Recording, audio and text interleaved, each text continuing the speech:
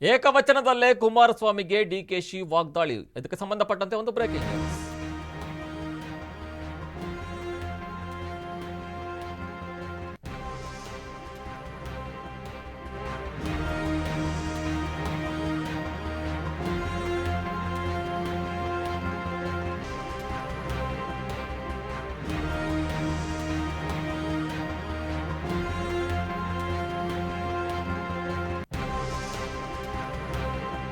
ಏಕವಚನದಲ್ಲೇ ಕುಮಾರಸ್ವಾಮಿಗೆ ಡಿಕೆಶಿ ವಾಗ್ದಾಳಿ ನಡೆಸಿದ್ದಾರೆ.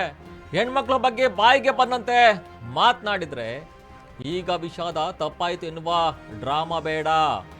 BJP guarantee ವಾಪಸ್ ಕೊಡಿ ಎಂದು ಕರೆ ನೀಡಲಿ. HDK ಮಾತು ಕೇಳಿ 5 ಜನ ಕೂಡ ಗ್ಯಾರಂಟಿ ಬಿಡಲ್ಲ.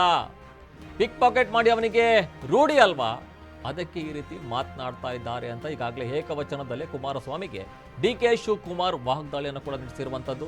ಯಾವಾಗ 2023 ವಿಧಾನಸಭಾ ಚುನಾವಣೆ ಆಯಿತು, ಕಾಂಗ್ರೆಸ್ ಪಕ್ಷ 5 ಗ್ಯಾರಂಟಿಗಳನ್ನ ಘೋಷಣೆ ಮಾಡ್ತು. 5 ಗ್ಯಾರಂಟಿಗಳು ಕೂಡ ಆ ಕಾಂಗ್ರೆಸ್ ಪಕ್ಷದ ಬಲವಾಗಿ ಪರಿವರ್ತನೆಗೊಳ್ತು. ಯಾಕಂತ ಹೇಳಿದ್ರೆ ಎಲ್ಲರೂ ಕೂಡ ಮತವನ್ನ ಚಲಾಯಿಸಿದ್ರು. ಪ್ರಮುಖವಾಗಿ ಮಹಿಳೆಯರಿಗೆ ವಿಶೇಷ ಆದ್ಯತೆಯನ್ನು ಕೂಡ ಕೊಟ್ಟಿದ್ರು.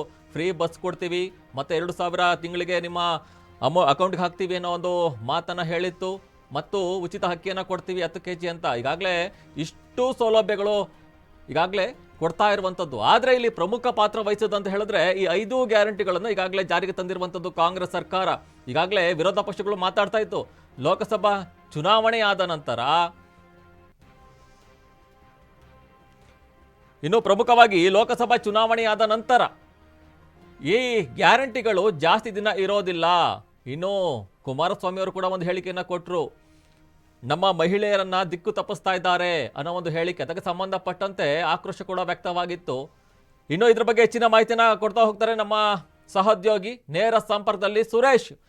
ಈಗಾಗಲೇ ನೋಡ್ತಾ ಇದ್ವಿ 5 ಗ್ಯಾರಂಟಿ ಯೋಜನೆಗಳು ಈಗಾಗಲೇ ಚಾಲ್ತಿಯಲ್ಲಿರುವಂತದ್ದು. ಅದ್ರ ಬಗ್ಗೆ ಕುಮಾರಸ್ವಾಮಿ ಕೂಡ ಲೇವಡಿ ಮಾಡಿದ್ರು. ಅದಕ್ಕೆ ಸಂಬಂಧಪಟ್ಟಂತೆ ಈಗ DK ಶಿವಕುಮಾರ್ ಅವರು ಏಕವಚನದಲ್ಲೇ ಕೌಂಟರ್ ಅನ್ನ ಕೊಟ್ಟಿದ್ದಾರೆ. ಇದ್ರ ಬಗ್ಗೆ ಏನೆಲ್ಲ ಅಪ್ಡೇಟ್ಸ್ ಇದೆ?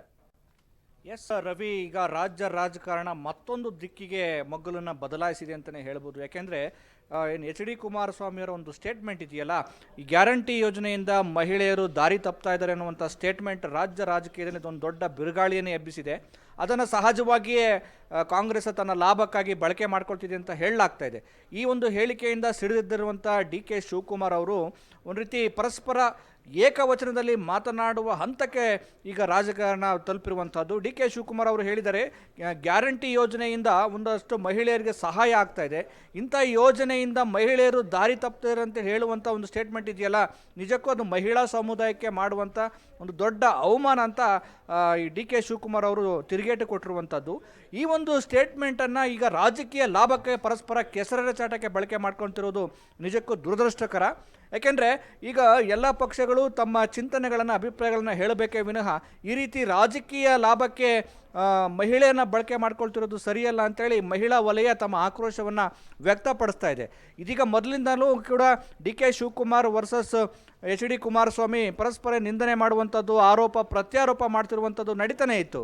ಇದೀಗ ಯಾವಾಗ HD ಕುಮಾರಸ್ವಾಮಿ ಅವರು ಏನು ತುರುವೇಕೆರೆಯಲ್ಲಿ ಚುನಾವಣಾ ಪ್ರಚಾರ ಮಾಡುವಂಥ ಸಂದರ್ಭದಲ್ಲಿ ಮಹಿಳೆಯರನ್ನು ನಿಂದಿಸಿದ್ದಾರೆ ಎನ್ನುವಂಥ ಸ್ಟೇಟ್ಮೆಂಟ್ ಕೊಟ್ಟಿದ್ದಾರೆ ಅನ್ನುವ ಆರೋಪದಲ್ಲಿದೆಯಲ್ಲ, ಮಹಿಳೆಯರು ಈ ಗ್ಯಾರಂಟಿ ಯೋಜನೆಯಿಂದ ಸ್ವಲ್ಪ ದಾರಿ ತಪ್ಪಿದ್ದಾರೆ ಅಂತ ಒಂದು ಸ್ಟೇಟ್ಮೆಂಟ್ ಯಾವಾಗ ಹೊರಗಡೆ ಬರುತ್ತೆ ಆವಾಗ ಇಡೀ ಕಾಂಗ್ರೆಸ್ ಪಾಳೆಯ ಒಂದು ರೀತಿ ಗ್ಯಾರಂಟಿ ಯೋಜನೆಯನ್ನು ಟೀಕೆ ಮಾಡಿದ್ದಾರೆ ಅಂತೇಳಿ ಒಂದು ರೀತಿ ತಮ್ಮ ಭುಗಿಲೆದ್ದಿರುವಂಥದ್ದು. ಈಗ DK ಶಿವಕುಮಾರ್ ಯಾವ ರೀತಿ ಪರಸ್ಪರ ವೈಯಕ್ತಿಕವಾಗಿ ನಿಂದನೆ ಮಾಡುವ ಮಟ್ಟಕ್ಕೆ ತಲುಪಿದ್ದಾರೆ ಅಂತಂದರೆ, DK ಶಿವಕುಮಾರ್ ಅವರು HD ಕುಮಾರಸ್ವಾಮಿ ಅವರ ವಿರುದ್ಧ ಎಷ್ಟೇ ಆಗಲಿ HD ಕುಮಾರಸ್ವಾಮಿ ಅವರು ಪಿಕ್ ಪಾಕೆಟ್ ಮಾಡಿರೋರು ಅಲ್ವಾ ಅನ್ನೋ ಥರದಲ್ಲಿ ಸ್ಟೇಟ್ಮೆಂಟ್. ಅಂದರೆ ಈ ಆರೋಪ ಪ್ರತ್ಯಾರೋಪಗಳು ಈ ಮುಂದೆ ಯಾವ ಸ್ವರೂಪವನ್ನು ಪಡ್ಕೊಳ್ತವೆ, ಇದರಿಂದ ಯಾರಿಗೆ ರಾಜಕೀಯ ಲಾಭ ಆಗುತ್ತೆ ಮತ್ತು ಯಾರಿಗೆ ಏನು ರಾಜಕೀಯ ಹಿನ್ನಡೆ ಆಗುತ್ತೆ ಅದು ಬೇರೆ ಪ್ರಶ್ನೆ. ಆದರೆ ಇವರ ಇಬ್ಬರ ಕೆಸರೆರ ಚಾಟ ಒಂದು ರೀತಿ ರಾಜ್ಯ ರಾಜಕಾರಣದಲ್ಲಿ ಒಂದು ದೊಡ್ಡ ಚರ್ಚೆಗೆ ಗ್ರಾಸ ಆಗಿದೆ. ರವಿ, ಓಕೆ ಸುರೇಶ್, ಧನ್ಯವಾದಗಳು ನಿಮ್ಮ ಎಲ್ಲ ಮಾಹಿತಿಗಾಗಿ.